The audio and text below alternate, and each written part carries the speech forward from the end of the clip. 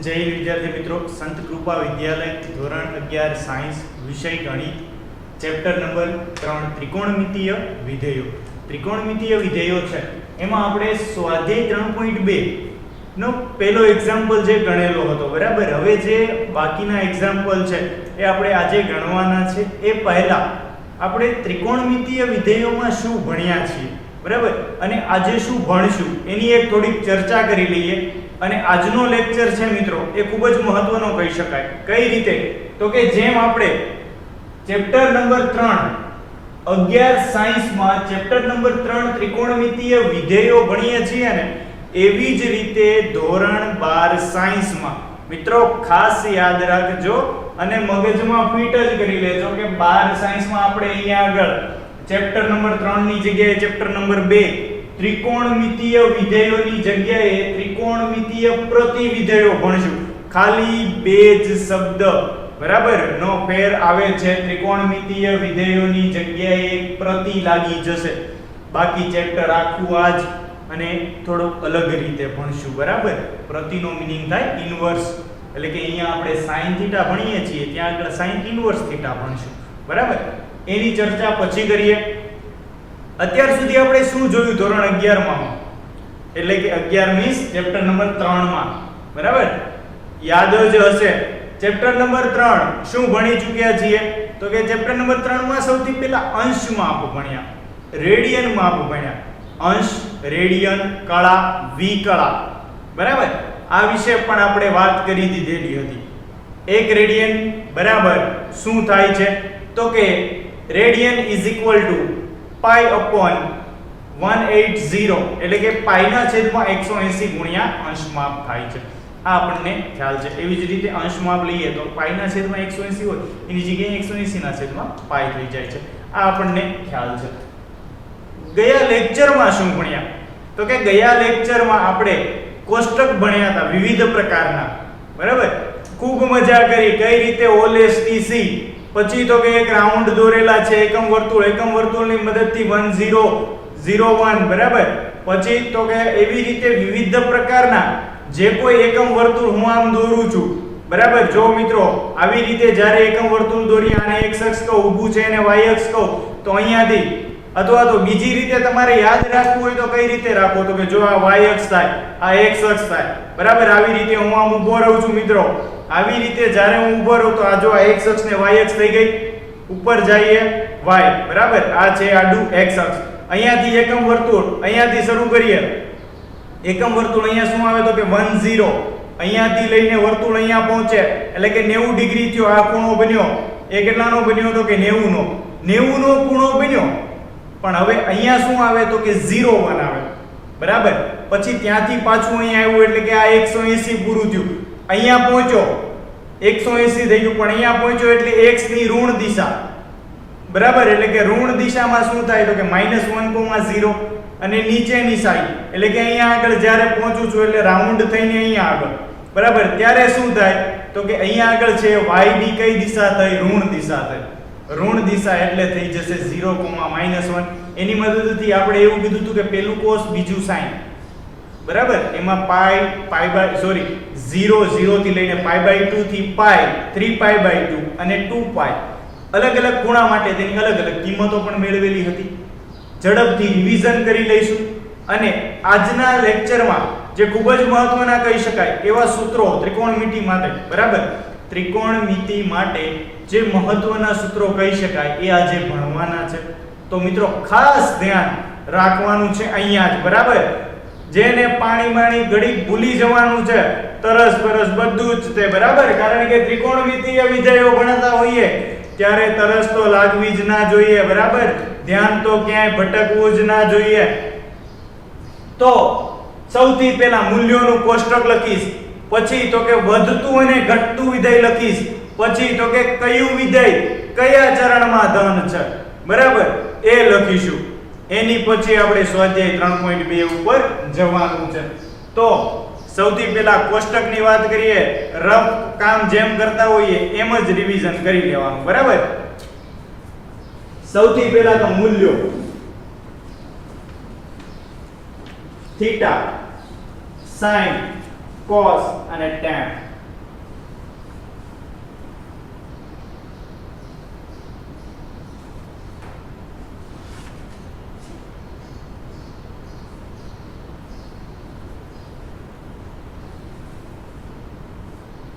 0 30 45 60 અને 90.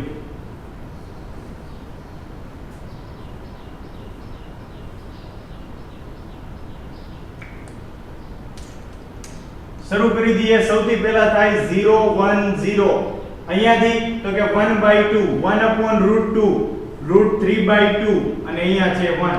ઉલટું લખી નાખવાનું √3/2 1/√2 1/2 0. અહીંયા આવશે 1/√3 1 √3 ઇન્ફિનિટી. આ આખું છે એ ખ્યાલ છે, બરાબર. ગયા લેક્ચરમાં આપણે ભણી ગયા છે. એની પછી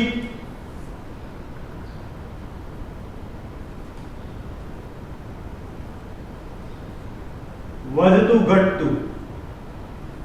અને ઘટતું વિધેય. sin cos tan 3 લખીએ, બાકીના બધા આવડી જાય. પ્રથમ ચરણ, દ્વિતીય ચરણ, તૃતીય ચરણ અને ચતુર્થ ચરણ.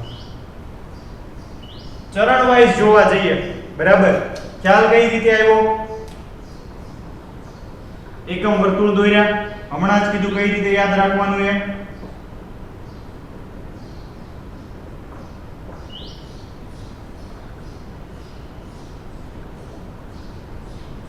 પહેલું છે cos હોય, બીજું છે sin. tan માટે યાદ રાખવાનું કીધું તું, બધા વધે. sin ની વાત કરીએ તો sin એટલે આ બીજું. એ તો કે પહેલા ચરણમાં વધે, બીજામાં ઘટે, ત્રીજામાં ઘટે અને ચોથામાં વધે.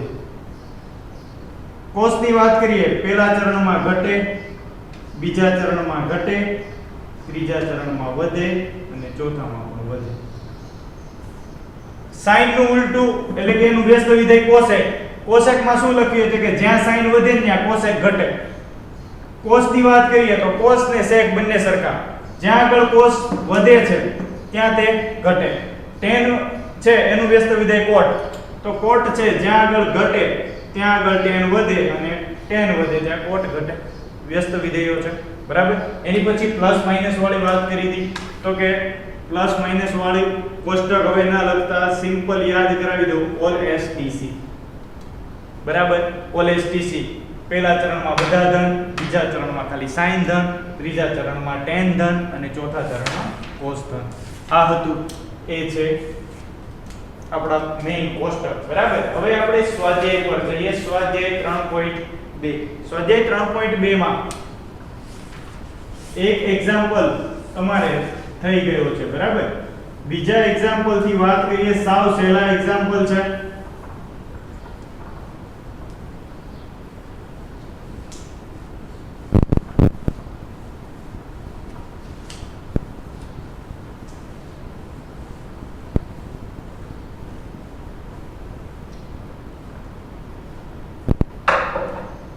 સેકન્ડ એક્ઝામ્પલ છે એ એવું કહે છે કે sin x = 3/5.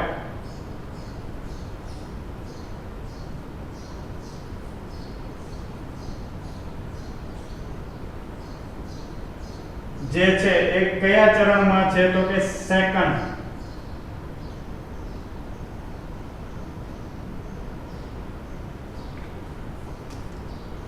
બીજું ચરણ sin ધન કહી શકાય સાચું છે, બરાબર. પણ સૌથી પહેલા આપણે મેળવવું પડે કાટકોણ ત્રિકોણની મદદથી. અહીંયા આગળ θ, પણ અહીંયા θ નથી, શું છે? x છે. તો અહીંયા હું x કહું, બરાબર. તો sin એવું કહે છે કે સામેની બાજુના છેદમાં કર્ણ. સામેની બાજુ એટલે આ થાય 3/5. તો હવે ખ્યાલ જ છે આ 4 મળે. કઈ રીતે? તો કે આપણે યાદ રાખવાની કીધી હતી કે ત્રિપુટીઓ. કઈ ત્રિપુટી? તો કે એક છે 3 4 5, બીજી છે 1 2 √3, બરાબર. ત્રિપુટીઓ યાદ રાખો, બરાબર. એટલે તમને આવડી જાય. એક છે 5 12 અને 13. આ ત્રણ ત્રિપુટીઓ હશે એ જ જનરલી યુઝ થતી હશે, બરાબર. તો કે 3 અને 5 આપેલું છે, તો હવે સામાન્ય છે કે આ બાજુ છે એ કઈ મળશે તમને? 4 મળશે. એવી જ રીતે તમને 5 અને 12. હવે આમાંથી જે સૌથી મોટી બાજુ એટલે કે મોટી કિંમત હોય ને એ આપણો કર્ણ થાય, બરાબર. આમાં છે 5 કર્ણ થશે, અહીંયા 2 કર્ણ થાય અને આ છે 13 એ કર્ણ થાય બરાબર. તમે પાયથાગોરસની મદદથી મેળવી પણ શકો છો. તમને આ શું મળશે 4 જ. અહીંયા આગળ આ છે લખેલું છે કારણ કે ત્રિપુટી ખબર છે. હવે તમારે આમાં એમ કીધું છે કે સેકન્ડ ક્વોડ્રન્ટ બરાબર, એટલે કે બીજું ચરણ. આ ચરણમાં છે મને કિંમતો આપી દીધેલી છે બધી. હવે મારે ત્રિકોણમિતિય બધા જ વિધેયો મેળવવાના હોય તો હું શું કરું? તો કે સૌથી પહેલા તો cos x. cos x શું કહે છે? તો કે પાસેની બાજુના છેદમાં કર્ણ, એટલે કે 4/5. પરંતુ ચરણ કયું? તો કે સેકન્ડ બરાબર. સેકન્ડ એટલે કે બીજું ચરણ. બીજા ચરણમાં હંમેશા જો ઓલ s t અને c લખો એટલે હંમેશા sin ધન હોય, ત્યાં cos શું થાય? ઋણ. tan ની વાત કરીએ, tan x. tan એટલે તો કે સામેની બાજુના છેદમાં પાસેની બાજુ 3/4, પરંતુ બીજું ચરણ એટલે કે ઋણ. cosec. cosec x એટલે શું? તો કે sin નું વ્યસ્ત વિધેય 5/3. પછી તો કે sec એ તો કે cos નું વ્યસ્ત વિધેય 5/4 પણ ઋણ.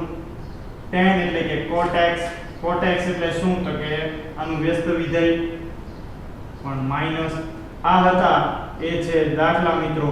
આવી રીતે વિવિધ પ્રકારના દાખલાઓ જે તમને આપેલા છે વિશિષ્ટ પ્રકારે બરાબર, એ તમે ગણી શકો છો. આપણે દાખલા નંબર 6 જોઈએ. દાખલા નંબર 6 મને આપી દીધેલું છે sin 765. એનું મારે મૂલ્ય મેળવવાનું છે. દાખલા નંબર જે છે એ 6 sin 765. મિત્રો 765 છે એ કોની નજીક આવે છે બરાબર? એટલે કે આપણે ઈ વિચારવાનું છે કે કોઈ પણ તમે થીટા લ્યો, અહીંયા આગળ થીટા તમને શું આપી દીધેલું છે? 765 બરાબર. હવે મારે ઈ વિચારવાનું કે જો અહીંયાથી મેં શરૂ કર્યું, આ એક ચરણ એટલે કે 360 બરાબર.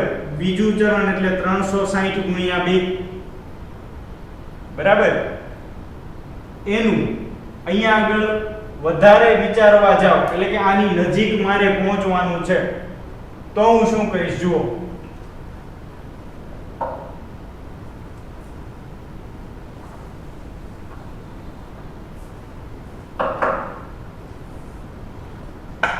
તો કે sin 765 આપેલું છે.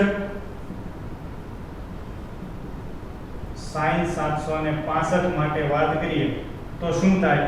તો કે sin સૌથી પહેલા મારે 360 તો આવશે જ. શું કામ? તો કે કોઈ પણ કિંમત માટે 2π. અહીંયા આગળ શું થયું? તો કે આ 0 0 પછી 2π 180 થી પાછું એટલે કે 360. 360 તે પહોંચી ગયું છે. પણ હવે મારે જવાનું કોની નજીક છે? 765 ની નજીક બરાબર. એટલે શું થશે? તો કે કોઈ પણ હવે આને ગુણ્યા હું 2 કરીશ તો આ 700 ની કંઈક નજીક પહોંચ્યું બરાબર. 36 ગુણ્યા 2 કરો 720 મળશે તમને બરાબર. હજી કેટલા બચ્યા?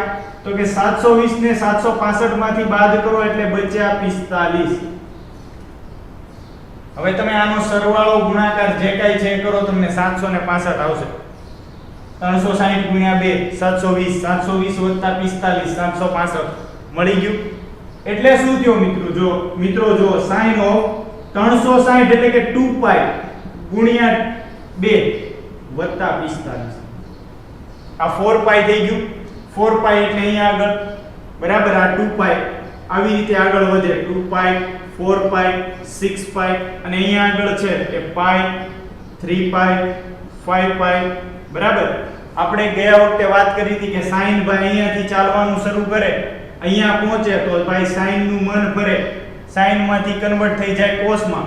અહીંયાથી પાછા એ cos ચાલતા ચાલતા અહીંયા પહોંચે ત્યારે પાછા cos માંથી શું થઈ જાય? sin માં. એટલે તમને અહીંયા પાછા જે મળે ને, જે કોઈ પણ વિધેય ચાલવાનું શરૂ કર્યું હોય એ તમને પાછું અહીંયા આગળ મળી જાય છે. તો જુઓ 2π * 2 એટલે કે 4π. 4π ક્યાં આવ્યું? અહીંયા આગળ બરાબર. એટલે કે મને જે કોઈ વિધેય હશે એ મારું વિધેય પાછું મળી જાય છે, એટલે કે sin 45 બરાબર. 4π એટલે કે sin 4π દૂર થાય, જે કોઈ મને વિધેય હશે એ જ મને પાછું મળે. તો sin 45 ની કિંમત શું થાય? 1 આ આપણો ફાઇનલ આન્સર બરાબર. તમે જોઈ શકો છો 765 માંથી મેં કઈ રીતે કન્વર્ટ કર્યું તો કે 360 ની નજીક 360 ગુણ્યા 2 કર્યું એટલે કે જે કાંઈ મને નજીક આવ્યું 720 45 765 મળી ગયું બરાબર. એટલે મેં કાંઈ બીજો ચેન્જ કર્યો નથી.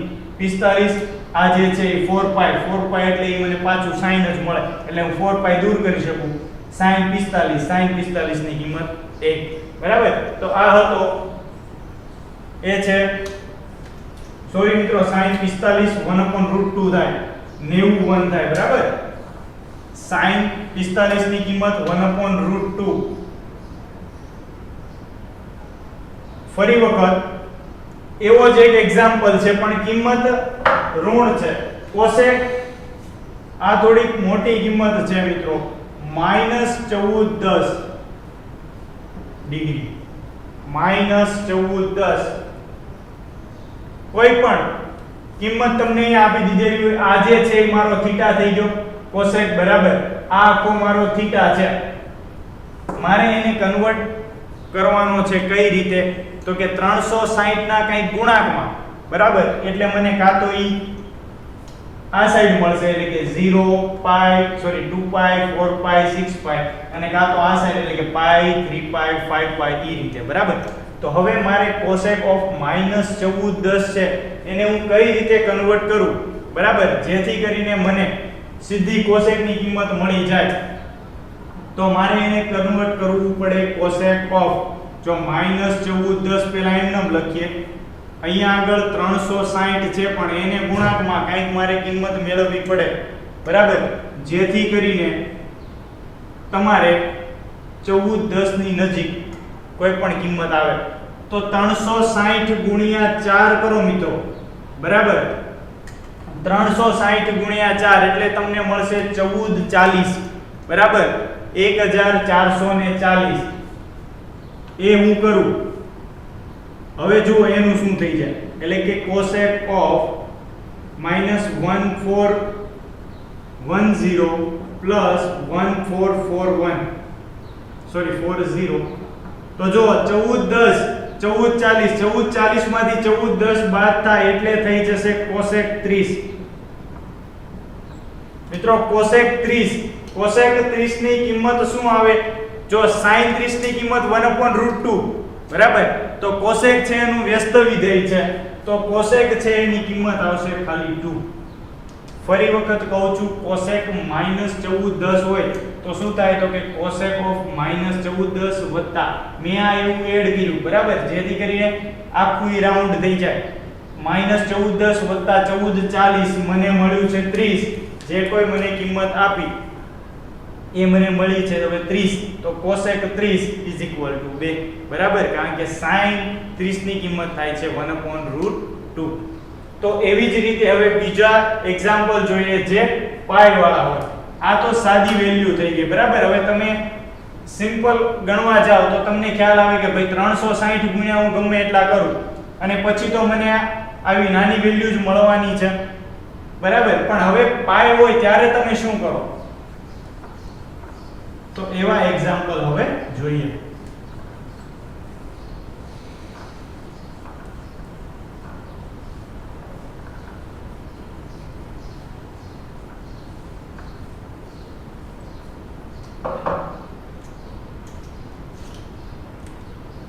દાખલા નંબર 3 એવું કહે છે કે tan 19 પાઈ ના છેદમાં 3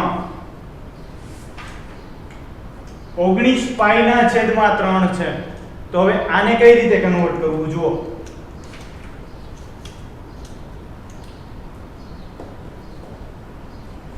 સૌથી પહેલા tan 19 પાઈ ના છેદમાં 3 19 એટલે શું લખાય તો કે 18 + 1 લખી શકાય. જો tan 18 પાઈ ના છેદ 18 પાઈ + 1 પાઈ ના છેદમાં 3. હવે તમને એમ કે ઈ જ રીતે શું કામ બરાબર હું અહીંયા 19 છે તો 20 - 1 ના લખી શકું નહીં. શું કામ તો કે 20 છે એ 3 વડે વિભાજ્ય નથી જ્યારે 18 છે એ 3 વડે વિભાજ્ય છે એટલા માટે મેં 18 + 3 કર્યું બરાબર. હવે તો કે જો આને મારે સ્વતંત્ર કરવું હોય તો આના છેદમાં પણ 3 આવે અને આના છેદમાં પણ 3 આવે, બરાબર. અથવા તો બીજી રીતે કહીએ તો સ્વતંત્ર છેદ કરતા તો tan 18 પાઈ ના છેદમાં 3 વત્તા પાઈ ના છેદમાં 3 એટલે કે tan 6 pi plus pi by 3.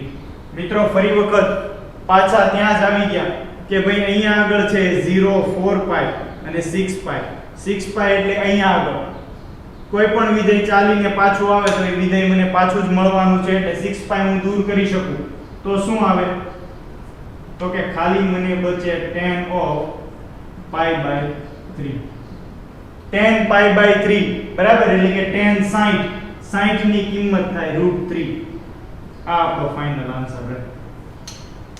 સાવજ નાના એક્ઝામ્પલ અને સહેલા કહી શકાય એવા ફરી વખત 19 પાઈ છે તો 19 ને મેં કઈ રીતે કન્વર્ટ કર્યા તો કે 18 + 1 એટલે 19 થઈ ગયા. ના છેદમાં 3 સ્વતંત્ર છેદ કર્યા એટલે કે અહીંયા 6 પાઈ આવી ગયું. 6 પાઈ એટલે જે કોઈ વિધેય ચાલીને પાછું આવે તો એ મને ઈ જ મળે, બરાબર. એટલે મેં 6 પાઈ ને હું દૂર કરી શકું, બચ્યા ખાલી પાઈ બાય 3 તો tan પાઈ બાય 3 √3. તો આવી રીતના જે એક્ઝામ્પલ છે એ હવે તમને આવડે, બરાબર મિત્રો. તો હવે આપણે આગળ જઈએ. કેટલાક મહત્વના સૂત્રો જે છે એ સૂત્રો આજે લખું છું.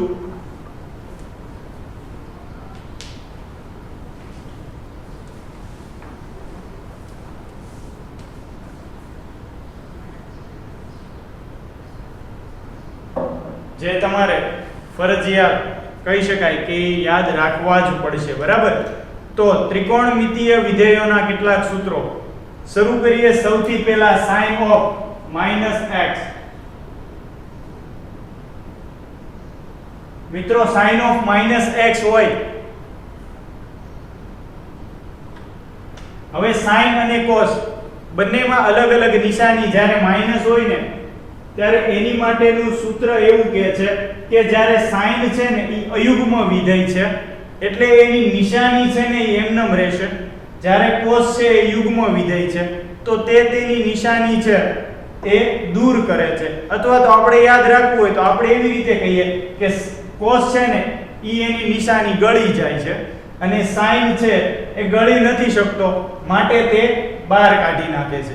કઈ રીતે તો કે જો sin -x છે તો એનું થઈ જશે -sin x, બરાબર.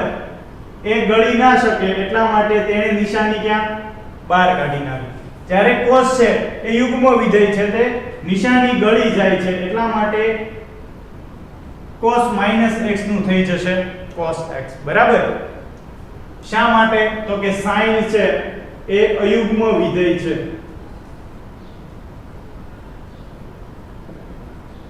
જ્યારે cos છે એ યુગ્મ વિધેય છે, બરાબર. અયુગ્મ અને યુગ્મ વિધેય એની પછી જોવા જઈએ તો cos x + y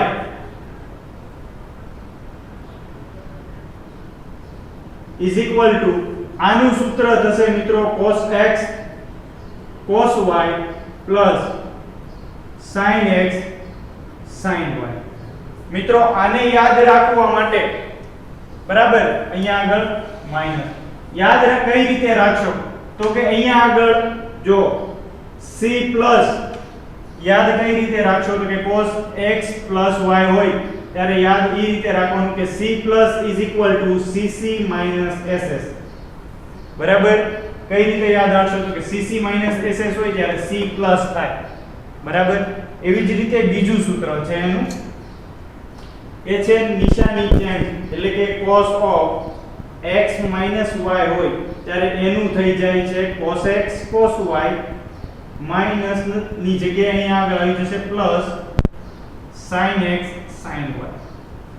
તો આને કઈ રીતે યાદ રાખશું તો કે c - cc + ss, બરાબર. આખું સૂત્ર બોલવા કરતા મિત્રો આજે એના શોર્ટ ફોર્મ છે એ તમને વધારે અને સારી રીતે યાદ રહેશે, બરાબર. આ થઈ ગયા cos ના સૂત્ર. હવે વાત કરીએ sin નું સૂત્ર.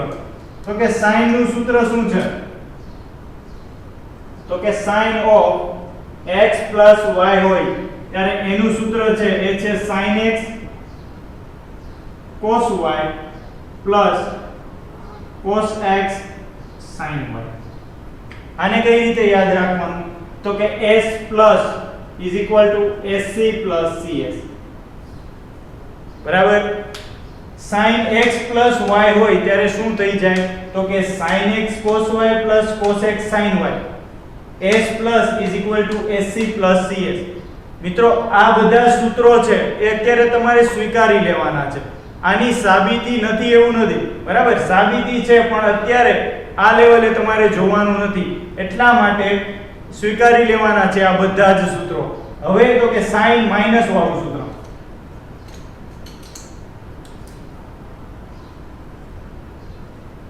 sin of x minus y. x minus y હોય ત્યારે અહીંયા આગળ માઈનસ આવી જશે, બીજો કાંઈ ચેન્જ નથી. sin x cos y minus cos x sin y. આની માટે s minus is equal to sc minus cs. બરાબર. આ હતા એ છે sin અને cos ના સૂત્રો. એવી જ રીતે હવે cos pi/2 minus x અથવા તો pi/2 plus x હોય ત્યારે શું થાય? pi/2 minus x ને pi/2 plus x, અહીંયા આગળ pi/2 minus x, માઈનસ એટલે એ પ્રથમ ચરણમાં આવ્યું અને pi/2 plus x એટલે હજી આગળ ગયું. બરાબર. માઈનસ એટલે એ પાછળ ધકેલાય એટલે અહીંયા આગળ, અને pi/2 plus એટલે કે એથી આગળ ગયું. હવે પાછળ ધકેલાય તો અહીંયા ખબર છે ઓલ એટલે બધા વિધેયો ધન. બરાબર. એટલે કે કોઈ પણ વિધેય અહીંયા આગળ ઋણ થશે નહીં. એની માટેના સૂત્રો જોઈએ sin pi/2 minus x અને sin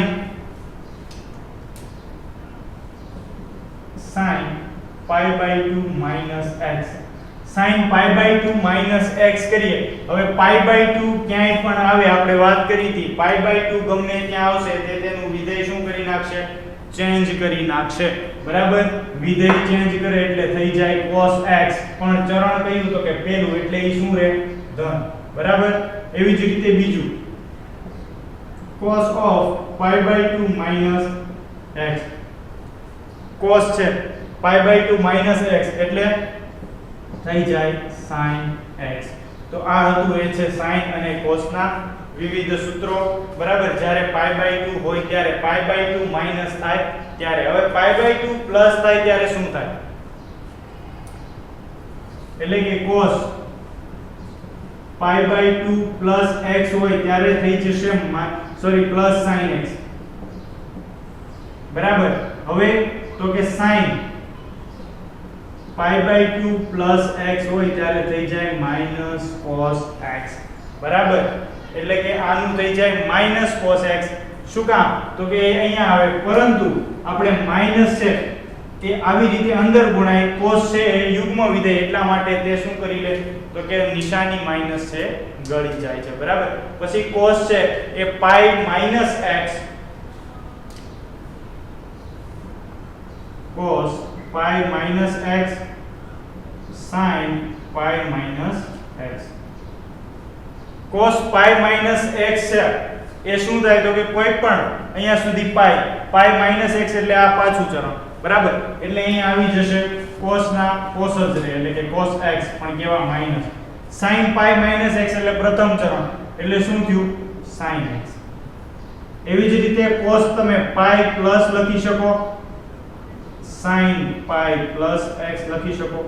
આવી રીતે અલગ અલગ તમે ઘણા બધા જે છે સૂત્રો તમારી જાતે પણ હવે બનાવી શકો છો. બરાબર. એવી જ રીતે હજી tan અને cot નું જે કાઈ સૂત્રો છે, બરાબર, એ હવે આપણે નેક્સ્ટ લેક્ચરમાં જોવાના છે. તો અહીંયા સુધી મિત્રો જે કાઈ આ સૂત્રો બધા કરાવેલા છે, બરાબર, એ ખાસ કરીને યાદ રાખવાના છે. તેમજ બરાબર આ સૂત્રો ફેરબુકમાં લખવાની સાથે સાથે એક પેજમાં લખી નાખવાના અને સાથે રાખવાના ગમે ત્યારે, અથવા તો બીજી રીતે તમારી રૂમમાં પણ તમે લગાવી શકો છો, જેથી કરીને આવતા જતા તમે વાંચી શકો અને વ્યવસ્થિત રીતે તમે એને રિવિઝન પણ કરી શકો છો. બરાબર, તો અહીંયા સુધી રાખીએ છીએ. જય હિન્દ.